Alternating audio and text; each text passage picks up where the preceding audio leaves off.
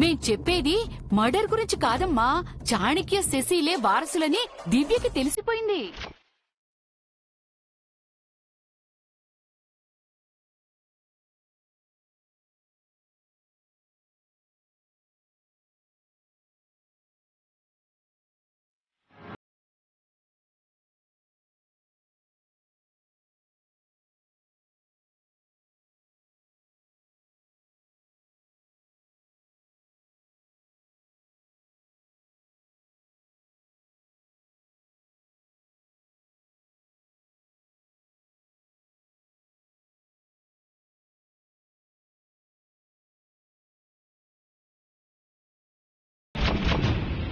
Madam, దివ్యమ్మకి అంతా తెలిసిపోయిందంటే ఇంకాగరు, మనపై దండయాత్ర చేస్తారు. మీరు దిక్కుకి నేను దిక్కుకి పారిపోవడం ఉత్తమం మేడం.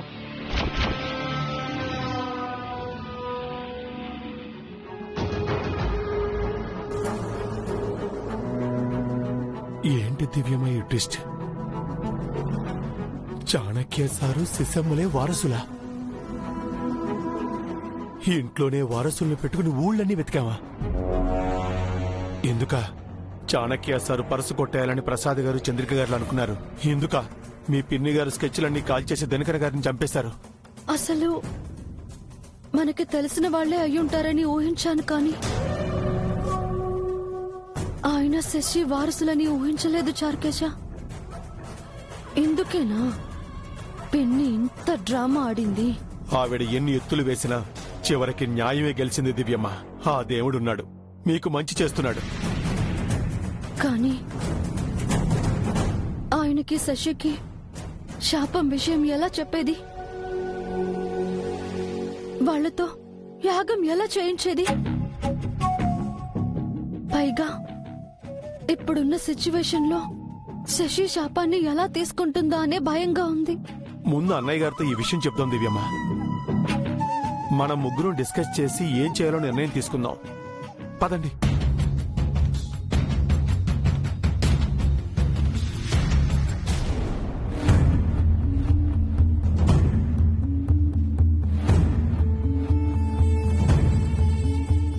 ఏంటమ్మా నువ్వు చెప్పేది?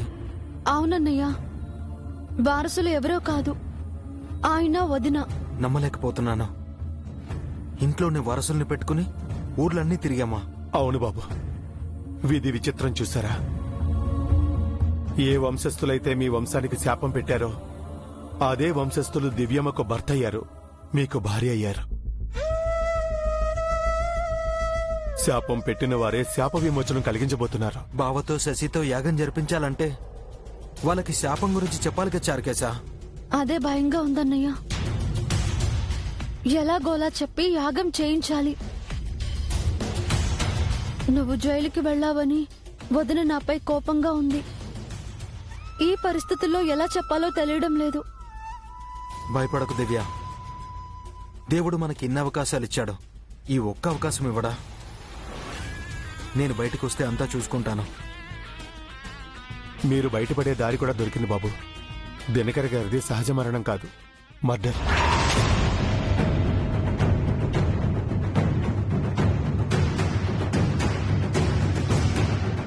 మీ పిన్ని గారు ఆ నాగభూషణంతో దినకర గారు గొంతు నులిమి హత్య చేయించారు. వారసులెవరో మనకి తెలియకుండా ఉండడానికి, సాక్ష్యాలు లేకుండా చేయడానికే పిన్ని ఇలా చేసింది. అయితే వెంటనే ఆ నాగభూషణ్ణి పట్టుకోవాలి, వాడితో నిజం కక్కించాలి. ఆ పనే చేయబోతున్నామన్నయ్య.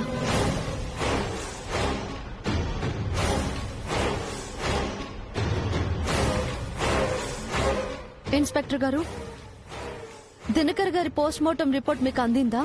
ఇందాకే అతని మర్డర్ అని తెలిసింది మేడం. ఆ మర్డర్ చేసింది ఎవరో కాదు, నిత్య శ్రీనివాస్ గారి పిఏ నాగభూషణం. అతన్ని అరెస్ట్ చేస్తే మీకు అన్ని విషయాలు తెలుస్తాయి. అతనే మర్డర్ చేసినట్టు మీ దగ్గర ఎవిడెన్స్ ఉందా?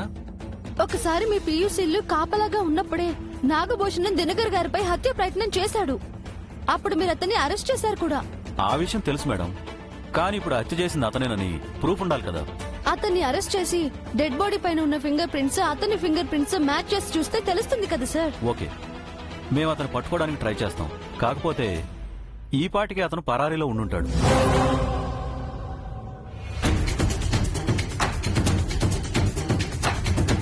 ఈవిడ నన్ను ఎంకరేజ్ చేసిందని మర్డర్ చేశాను. ఇప్పుడు ఇలా ఇరుక్కుపోయాను. ఈవిడ నన్ను సేవ్ చేస్తుందని నమ్మకం నాకు లేదు. సాక్ష్యం లేకుండా చేయడానికి ఆ ఆర్టిస్ట్ని అసిస్టెంట్ని చంపినట్టు నాకు కూడా చంపేస్తుంది. అమ్మో, పారిపోవడం బెటర్. ఫోన్ కూడా స్విచ్ ఆఫ్ చేస్తాను.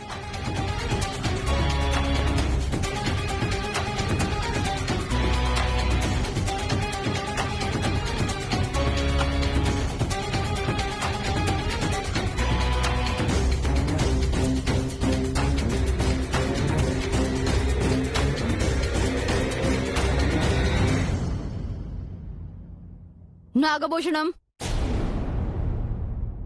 నాగభూషణం,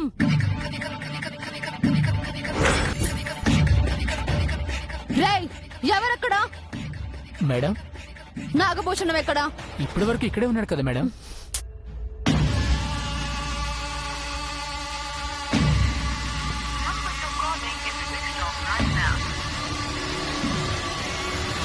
షిట్! పారిపోయినట్టున్నాడు.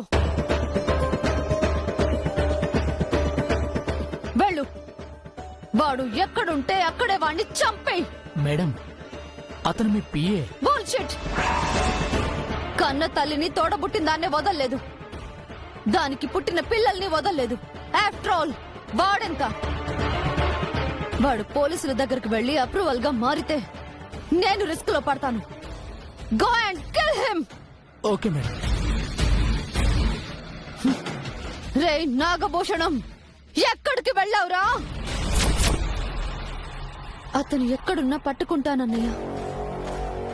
రేపు నిన్ను కోర్టుకు తీసుకువెళ్లే లోపు అతన్ని పట్టుకుని నేరాన్ని ఒప్పించి పిన్ని పేరుని బయటకు తీసుకొస్తాను. నా పేరు బయటకొచ్చిందో నా పెరోల్ రద్దవుతుంది. నేను జైలుకి వెళ్తాను. నువ్వు బయటికి రావడం, పిన్ని జైలుకి వెళ్లడం ఖాయం. వేట మొదలు పెడతాను. వాణ్ణి వేటాడాలి. వాడు నా చేతికే దొరకాలి.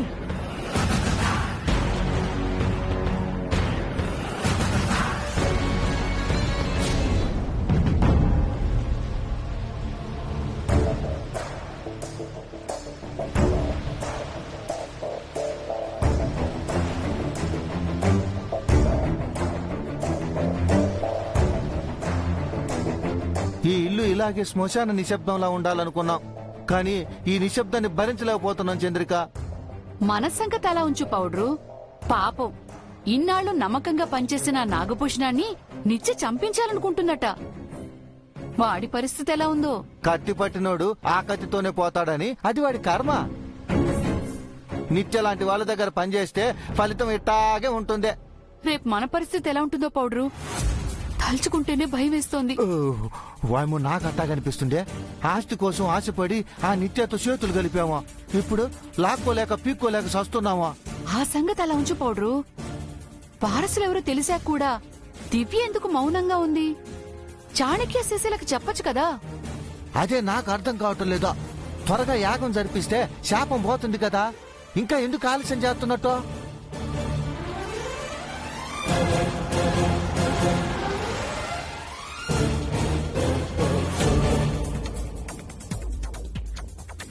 దివ్య వస్తోంది, గమ్మునుండండి.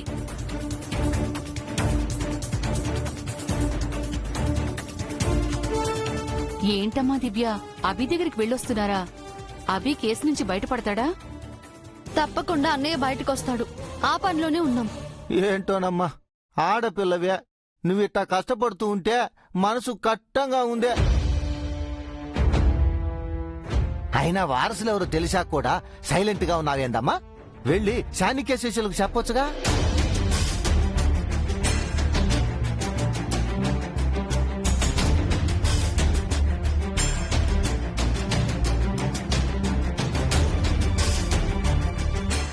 అలా నూర్చారేంటి పౌడ్రు? ఫ్లోలో వచ్చేసింది చంద్రిక. ఇప్పుడెలా కవర్ చేయడం? ఏదో ఒకటి చెప్పి మేనేజ్ చేయవా? వాళ్లే వారసులని మీకెలా తెలుసు? ఆహా, అంటే ఇందాక చాణక్యతో ఆ ఫోటో చూపించి అడిగావు కదమ్మా. ఫోటో గురించి మీకెలా తెలుసు? మీతో పాటు మేము అటకేశ్వరం గుడికొచ్చాం కదమ్మా.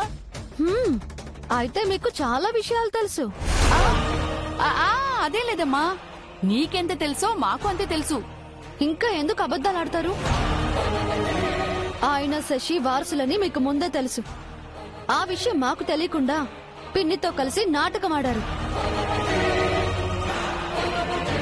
ఆయన పర్సులో ఉన్న ఫోటోని కొట్టేయాలనుకున్నారు. మేము వారసుల కోసం కష్టపడుతుంటే మీరు వేడుక చూశారు. ఈ దినకర్ గారిని, ఆయన అసిస్టెంట్ ని చంపుతారని కూడా మీకు తెలుసు. అయినా నా దగ్గర దాచిపెట్టారు. నాకంటే పెద్దవాళ్ళై బతికిపోయారు. లేదంటే మీకు పెద్ద పనిష్మెంట్ ఇచ్చుండేదాన్ని.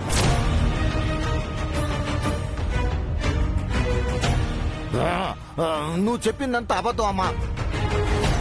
అయినా ఇప్పుడు ఆ విషయాలన్నీ ఎందుకో? ఆ నిత్య నాగభూషణాన్ని సంపించాలనుకుంటుందంట. వాడి కోసం రౌడీలు తిరుగుతున్నారంట. వాడు గాని వాళ్ళకు దొరికాడంటే మనకు సాక్ష్యమే లేకుండా పోతుందమ్మా. అవునమ్మా, అన్యాయంగా అభి జైలు పాలవుతాడు. యాగం జరిపించలేం. ఆ విషయం గురించి ఆలోచించమ్మా. ఆలోచిస్తాను. అందరి సంగతి తేలుస్తాను.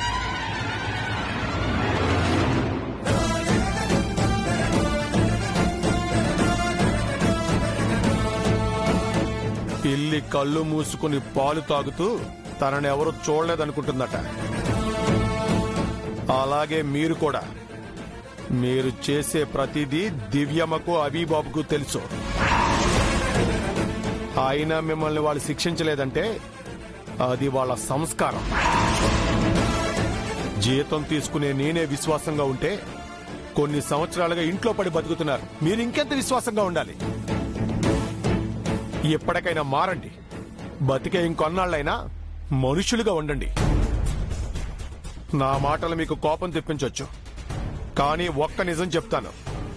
పాము నవ్వుతూ కాటేసినా కోపంతో కాటేసినా చావటం ఖాయం. నిత్య గారు కూడా అంతే. ఈ రోజు ఆ నాగభూషణం, రేపు మీరు. పోయే ముందు సంపాదించుకోవాల్సింది ఆస్తుల్ని కాదు, ఆప్తుల్ని. మీరు చస్తే ఎవరూ దగ్గరికి రారు, అది గుర్తుపెట్టుకోండి.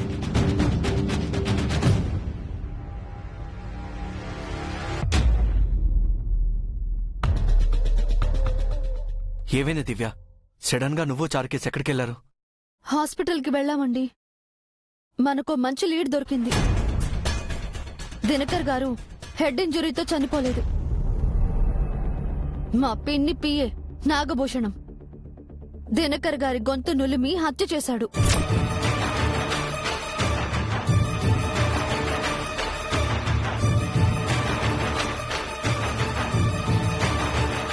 ఈ విషయం పోస్ట్ మార్టం రిపోర్ట్ లో క్లియర్ గా ఉంది. మరి ఈ విషయం పోలీసులకు చెప్పావా? స్టేషన్ కి వెళ్లి అన్నయ్యతో, ఇన్స్పెక్టర్ తో చెప్పాను. నాగభూషణం పరారీలో ఉన్నాడు, వెతకాలి.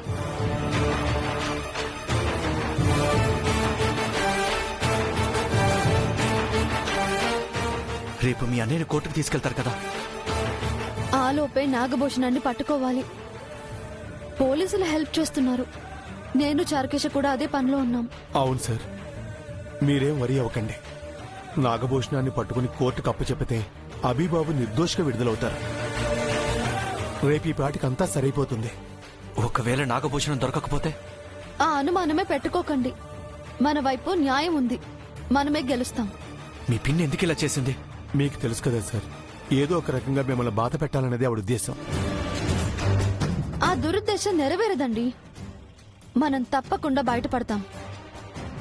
నాకు చాలా గిల్టీగా ఉంది దివ్య. శశికి మొహం చూపించలేకపోతున్నాను. డిప్రెసివ్ గా ఉంది.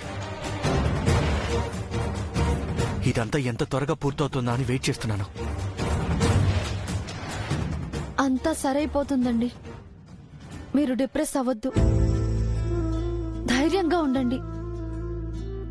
డోంట్ వరీ అండి. నేనున్నాను కదా.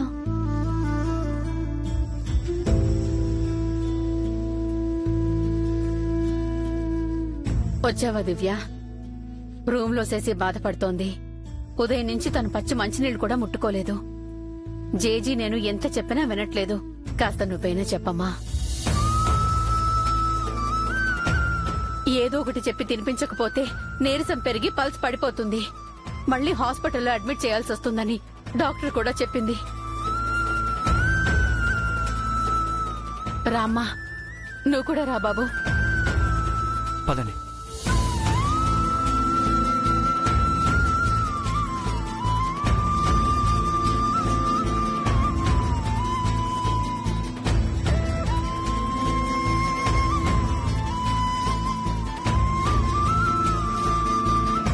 వదినా, రా వదినా, భోంచేద్దాం. ఉదయం నుంచి నువ్వేమీ తినలేదు శశి. పల్స్ పడిపోతే హాస్పిటల్ అడ్మిట్ అవ్వాలి. పర్వాలేదన్నయ్య, ఒక 2 రోజులు తినకపోతే నేనేం చచ్చిపోను. అవేం మాటలు వదినా? ఇంకెలా మాట్లాడమంటారు? ఆయన దోషిల స్టేషన్లో కూర్చొనుంటే నన్ను ఇక్కడ తింటూ కూర్చోమంటారా? అన్నయ్యకేం కాదు వదినా. అన్నయ్యని విడిపించడానికి అన్ని ప్రయత్నాలు చేస్తున్నాం. రేపు ఇంటికి వచ్చేస్తాడు. ఆయన్ని రానివ్వండి, అప్పుడు తింటాను. కాస్త నీ ఆరోగ్యం గురించి కూడా ఆలోచించొదినా. నువ్వు మా అన్నయ్యని ఏమైనా ప్రేమించావా వదినా? ఇష్టపడి పెళ్లి చేసుకున్నావా? సంతోషంగా కలిసుంటున్నావా? లేదు కదా. ఏదో తాళి కట్టాడు కాబట్టి తప్పక భరిస్తున్నావు.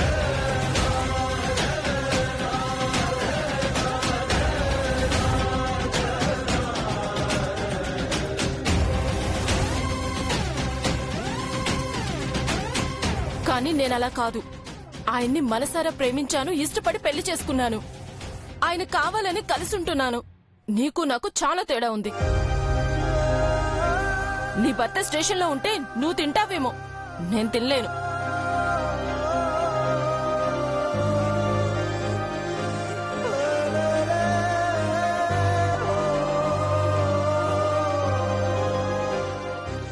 అవేం మాటలు శశి? నువ్వొకటి, దివ్య ఒకటినా? బయటున్నావు కదా అన్నయ్య, నీ భార్య పక్కనే ఉంది కదా, ఎన్నైనా మాట్లాడతావు. నువ్వు చేసిన తప్పుకి మా ఆయన స్టేషన్లో ఉన్నారు. రేపు జైలుకెళ్తారు. చెయ్యని నేరానికి శిక్ష అనుభవిస్తారు. నీకేం పోయింది? భార్యతో హాయిగా ఉంటావు. దూరం అయ్యేది నేను, దుఃఖం అనుభవించేది నేను.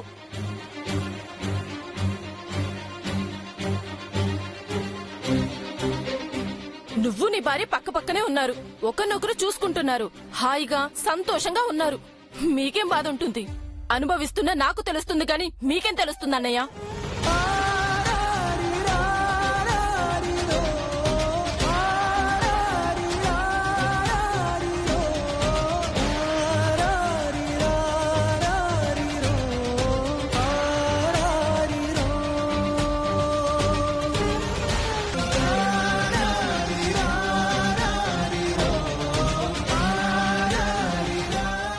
ఏమండి, ఏం మాట్లాడుతున్నావు శశి? నువ్వంటే మీ అన్నయ్యకి ఎంత ప్రాణమో నీకు తెలీదా? అలాంటి మనిషిని ఇలా అనొచ్చా? నాకు నా భర్త ముఖ్యం. ఆయన క్షేమంగా ఉండడం ముఖ్యం. ఆయనతో కలిసి ఉండడం ముఖ్యం.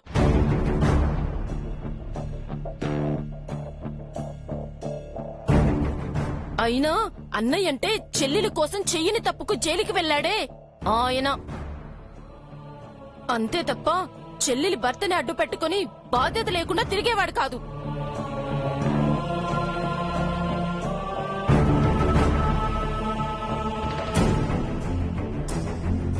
ప్లీజ్ శశి, దయచేసి ఆయన అలా నిందించకు. ఇప్పటికైనా చాలా గిల్టీగా ఫీల్ అవుతున్నారు. మీ ఆయన్ని ఒక్క మాట అన్నందుకే ఇంతలా బాధపడుతున్నావే? మరి మా ఆయన స్టేషన్లో ఉన్న ఆయన గురించి నేనెంత బాధపడాలి? నా బాధ మీకు అర్థమవుతుందా?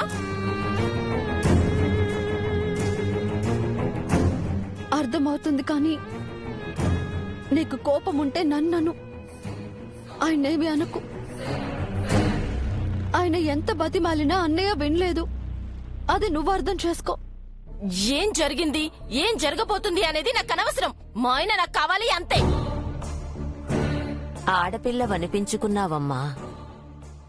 పెళ్ళైతే పుట్టింటిని పక్కన పెట్టి అత్తింటిని ప్రేమించే సగటు ఆడపిల్లవైపోయావు. నిన్నటి వరకు నిన్ను ప్రాణంగా ప్రేమించిన మీ అన్నయ్య ఈ రోజు నీకు శత్రువైపోయాడా శశి? ఎంత మాట నేసావమ్మా. దివ్యమ్మ కోసం అబీబాబు స్టేషన్కు వెళ్లారు, ఒప్పుకుంటాను. కానీ మీకోసం చాణక్య సార్ ఇంట్లోనే ఉంటున్నారు. అది మీరెందుకు గుర్తించలేదు సీతమ్మ? అత్తారింట్లో ఉండటం ఆడపిల్లకి గౌరవం కాని అల్లుడు వచ్చి ఇల్లరికం ఉండటం గౌరవం కాదమ్మా. ఇదంతా మీకోసం కాదా?